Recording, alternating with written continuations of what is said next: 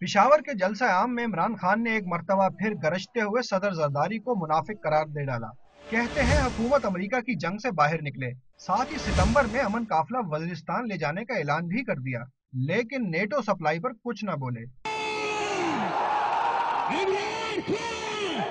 तहरीक इंसाफ इसलिए एहतजाज कर रही है कि हम पाकिस्तानी हुकूमत को कहते हैं कि अमेरिका की जंग से निकले।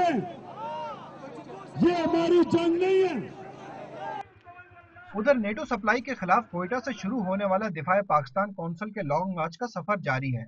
मौलाना समीउल हक का कहना है कि पाकिस्तान अमेरिका और दीगर ताकतों के सामने ना कभी झुका ना कभी झुकेगा। लॉन्ग मार्च का मकसद हुक्मरानों को गैरत दिलाना है।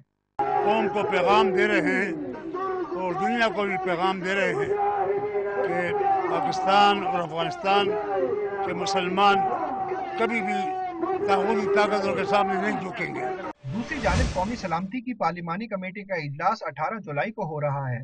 जराये का कहना है कि इजलास में देखा जाएगा कि नेटो सप्लाई कौमी सलामती कमेटी की सिफारिशात की रोशनी में बहाल की गई है या नहीं। इस सिलसिले में दफ्तर खारजा से रिकॉर्ड और वजाहतें भी तलब की जाएंगी।